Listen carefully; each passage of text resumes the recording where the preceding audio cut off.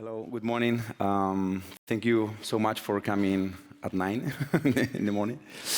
Yeah, Mark, thank you very much for the invitation. It's a real pleasure to be here on the stage to share one of the most representative projects that we have been working on after 20 years already.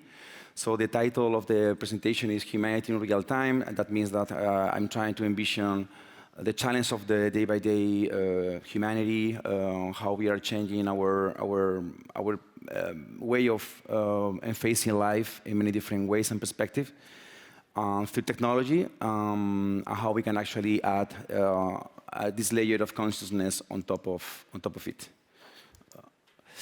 So I would like to begin with this fire. The fire, for me, was the very first attempt to really control technology. But we are not aware of the fire until it burns us. So that means that also we are also not aware of the fire until it shows the beast hidden in the bottom of the cave. In the right side of the image, we have Altamira, that is one of the most important caves, archaeological caves of Neanderthal in Spain. It's the one that Picasso mentioned that after this intervention, there was no art anymore. Because the animals are really designed on the top on the ceiling, corresponding with exactly with the relief of the cave. That means that they were working in a distance of 1.5 meters, and they have this perspective, this consciousness of the space that allow them to really create these amazing shapes in the cave, in the surface of the cave.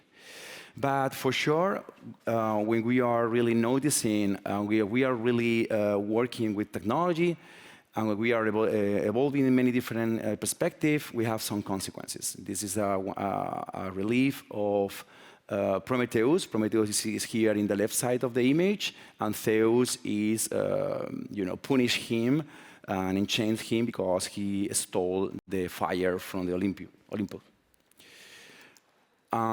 It was something similar when we go back also to the Egyptian culture, and we found that they were also very, very confident with the control of technology, in that case in a very positive way. They were able to really find even what means consciousness and what means this pineal gland that is inside our brain, and normally is the one that gives us consciousness in many different ways. So the representation of the Horus eye is not more than the representation of this gland in the brain. So how they already knew that this small piece of our body was giving us the consciousness of our environment. That means the technology at that point opens even our third retina, our third eye that we have already wearing in our brains. But I would like to go further in history, and I think that this maybe is one of the most important paintings on our history, from the painter Monet in 1875. For me, this image has a lot of different compromises about the time that were produced. So if we analyze this image, we can say, okay, the train is representing the Industrial Revolution. That means that the artist was already concerned about what was happening in terms of the technology of that time. Secondly, we see one more time the fire of Prometheus, in the very top in the very front of the train. That fire control now in shape of light. It was controlling where to go.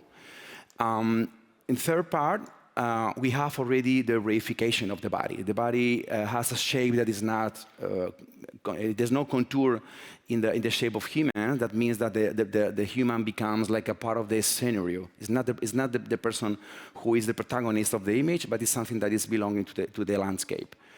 And we have, for sure, the beginning of the Anthropocene in this image. The fire, the smoke that is going outside the train is representing already the pollution that we are all today facing.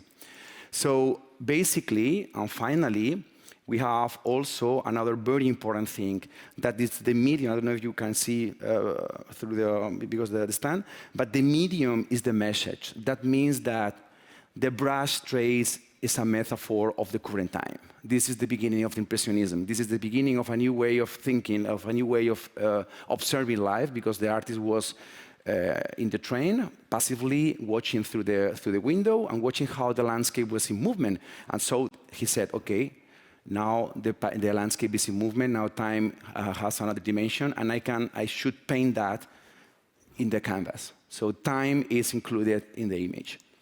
And this is the very beginning of the revolution of new media in many different ways. But because what does it mean? That it means that it's the open door of the consciousness applies to the changes derived by technology. To go ahead with that, I would like to introduce you briefly some of our projects. For example, now, thanks to this thanks to this way of thinking, we can imagine how Wi-Fi signals could become like some kind of input for creating audiovisual symphonies. It's the case of Grid. It's an installation, an immersive installation that is taking in real time the waves of the mobile phones from people, and it's manipulating this information to create a new interface and a new sound that is becoming like the most important visual aspect of the installation that is coming through the data. But it's not only the only example. We have also high meshes when the body becomes a data set for AI. At this point, we did this installation in Valencia, in Spain, in the Center of Culture, provided with 36 cameras. We were scanning real people, naked people, that were giving his body to the science to really feed an ecosystem of AI that was interpreting the body, but not depending on your physical skills or your religion or your economical status. No, it's pure data, it's pure vertex and points that are here analyzed to connect people like in micro communities that becomes itself like a sculpture for the 21st century. I wanna left the video a little bit more just to see, just to show you the final result of the interaction with the people. In the other side, people was passively participating because it was their phone who was really capturing the data and sharing it with the system. And at this point, I'm provoking people to be inside naked, to be represented into nature, into technology. So what means also the space of the frontier? We are really facing a very complex time. We are still struggling for a piece of land with a revolution of technology. So Celeste, it's another project that is talking about how we can actually understand the sky without a limit. The sky is not the limit, but it's a universal dome. And in this project, what I'm doing is capturing in real time different skylights in many different places around the world. And in real time, the system is able to capture and to drop different pixels from all those images. And then those pixels are going to our algorithm to create a unique interface that is representing this new universal dome. This universal dome is talking about the space of the non-frontier that is provoked, and is possible thanks to technology. That was done in MAT in Lisbon, and we were in connection with other places like Valencia, Paris, and many other ones. This is the final aspect of the installation. All those colors are coming from the different places around the world and feeding the system. Also, technology traces the boundaries of our body. You know, for example, in Bounding Box, this is a second version of this artwork that has been done in 2016 in Shanghai, in the Kronos Art Center. Here, I'm talking about the possibility of being of telepresence. The system is capable with artificial intelligence to recognize the body inside the light box, and then when you are spacing the bounding box, that means the limits of the cube. There's another cube of Guden that is kicking from the inside and then making noise and vibrations. So that means that box could be there in the gallery at that moment. I don't know if you are hearing sound. Let me.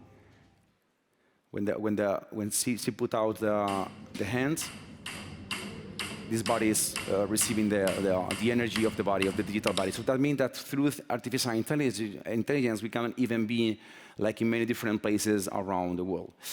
Also, the technology is also framing the limits of our own world. It's the case of Limbology. Limbology is a very special project where we were launching a beacon to the stratosphere. This beacon was provided with a GPS on top, We were tracing the path of the information until the information is gone. And that means that we have also limit of in our technology, and this project was exploring the possibility of really to find that place. It was really funny because finally we lost information. We lost information in the karma line. Karma line, is this virtual line that is separating our world from the universe, and in reverse, the universe from our world. So this is the sculpture that we sent to the atmosphere. Then the information was lost, and I traced all the path of that beacon. And with that, we create this kind of light sculpture that was representing, like a visual data, was representing the information obtained. And if we can go now in the micro reality, this is the project OLEA. In OLEA, we are also transforming the Mother Earth products in the connection with the digital world. This is a very special olive oil. We created our own smart contract. The smart contract was augmented with molecules of DNA that was representing the content of the smart contract. That means that this olive oil is itself some kind of biobank. The biobank means that inside the olive oil, you can trace the smart contract. We have also, in the Instituto de la Grasa in Sevilla, we have the biotoken. That means we have the DNA in bacteria. So if we grow those bacteria, that means that we are growing the data of the smart contract, creating a new ecosystem of economy. That could be potentially one solution for space art, for space new missions, to create new ecosystem really profoundly connected with nature, to respect it and to keep it safe. So here what is happening, that was done in Dubai, is that this robotic arm is performing in real time, trying to get the same value from the tank on the left side to the one on the right side, because the one on the left was augmented with the DNA and the one on the right not. So it's moving and transpacing the olive oil from one tank to the other. And around that, I create a lot of different digital art purely on the blockchain and purely full digital. To not making so large, this is my Harddiskmuseum. It's a museum that I founded in 2013. That means that we are also changing the concept of tangible. What means the creativity today? Where the creativity today has to be stored? So on the right side, there's already a milestone on the art history. It's a museum that is already fully stored in a hard drive. It's the Harddiskmuseum, a museum in a hard drive. Now we are more than 150 artists, and we are looking for partnership to install the museum physically as a new equipment, a cultural equipment. And in the left hand, I have another museum that is the backup of the museum in DNA.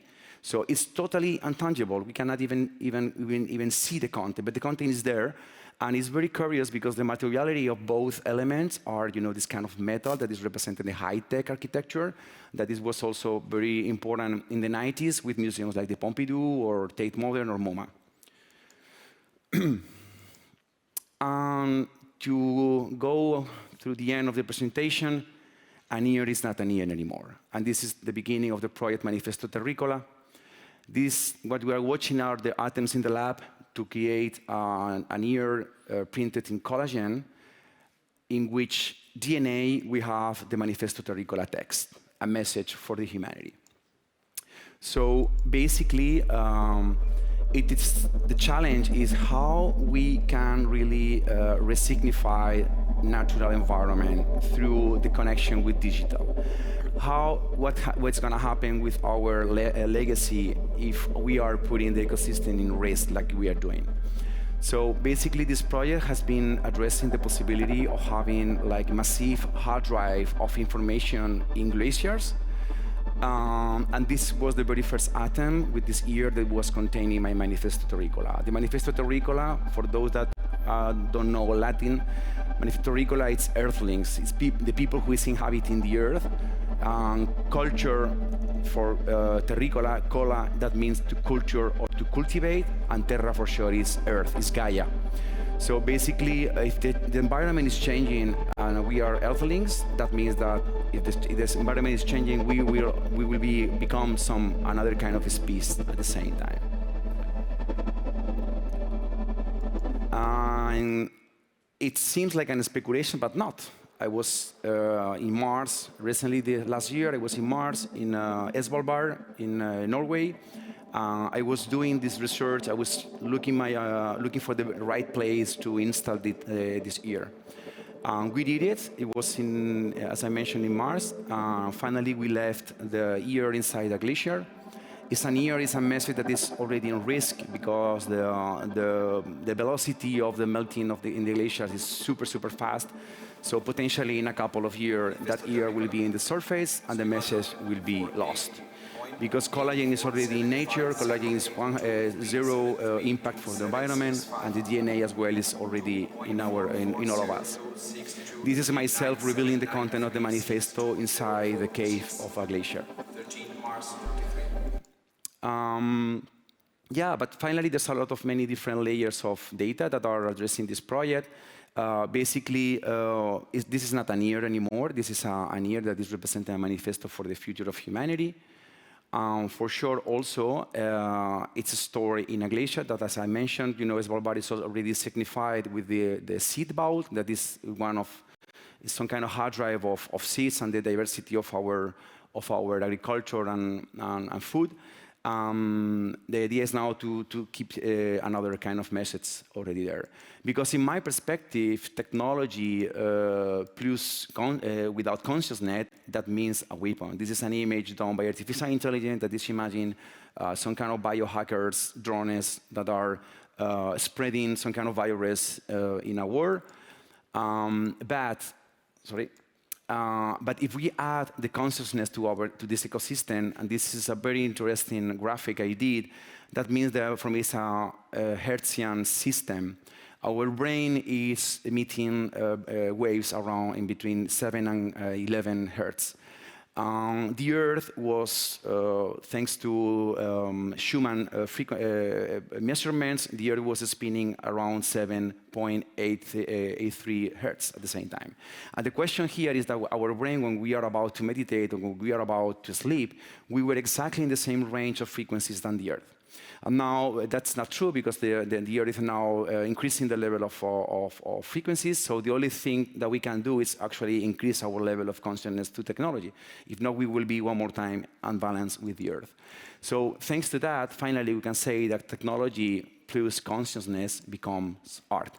And that's the most important thing I would like to tell today, that it's the very first thing we have to accomplish, because there's a lot of companies, we are creating a lot of gadgets, we are creating a lot of different things, but without any kind of consciousness around of that. We have a lot of things to think about. This is also the project BioWaves, recently done, in which we are proposing the possibility of having a music album containing a map of the brainwaves in DNA, and at the same time make an interpretation of that sound with brainwaves of whales from the sea. And we are also planning this possibility of having a meeting point for talking about these topics. This is the Terricola space that I'm designing now. It could be, it should be, and it's going to be like a permanent installation where people go to refine themselves in terms of consciousnness and in other kind of futuristic perspectives. So basically, we need a common space to reshape our cosmology as unique humans. Basically, what we need to address are two different sentences or two different concepts here that are not existing, are designed by myself, is the intellectosphere. We have many different spheres around the world, but we haven't like an intellectosphere. This intellectosphere should be created by the mind thinkers like people like you that we are sharing today these days, to reshape the B-reality. B-reality is a new terminology that is addressing the way that we are today understanding the world through the additional different layers of technology and our own perspective for our body. But now we have new fires to rethink. We have biotech, we have artificial intelligence, we have quantum computing, we have space art, how we are envisioning the possibility of being in the space also with art. As I did with the Institute for Future Technologies, with the Manifesto Terricola, the Institute for Future Technologies is an institute in Paris, in La Défense. We were developing together this Manifesto Terricola. Is what we are doing now, imagine quantum computing possibilities. And I would like to invite to the stage to Fabian and Philippe. They are coming from TUM University to explore possibilities, in my perspective, like to create universal language through the connection of quantum computing. And everything is happening in the TUM University. I give you the word. I don't think you can hear me now. Can you? Yes, no? OK, so thank you very much, Solimán. So we have a new project at the Technical University of Munich. It's called Quant World. And what we are doing there is we want to bring the world of art together with the world of quantum. When we are thinking thank you, of Quant World, so maybe just the basics, Quant World is a 2.0 million euro project. It's funded by the Federal Ministry of Science and Arts. We have 5 artists in residence. One of them is Solimán. We have 3 stipendium cohorts, and we have 9 Quant World challenges. When we were thinking in the beginning of 2023, how can we rethink quantum technologies, we said, OK, there are different points we have to target. One is we need responsibility in these technologies, in the development of these technologies, and we have to incorporate our whole society. And then we were thinking about how can we do this? And what we are doing is that we said, OK, we need society, responsibility, quantum technology, art, and application. And this is what we will do over the course of the next 3 years, together with artists of Solimán, who will help us to translate these abstract future technologies and to incorporate consciousness, responsibility, and everyone sitting here in this room in our Quant world. So what we will do is that we will have a new form of learning environment, including art, including basics, but also giving all of you some future scenarios where we can be with quantum technologies in the next years. So we are mainly working with mobility, with medicine and security, because this is where we expect a change and where we see the most potential for everyone to be included in the next revolution of quantum technologies. So what we try to do here is taking all the things you just heard in this wonderful presentation by Solimán together in one learning platform to introduce a new century of learning. A new century of learning where we try to include consciousness, responsibility, and the society. Yeah, thank you very much. Yes. So thank you very much. I would like just to thank you, Natalia Jaskevich from my studios is the person who did this presentation possible. I'm going to invite you to continue talking about this topic around the day. So thank you very much for your time. It was a pleasure.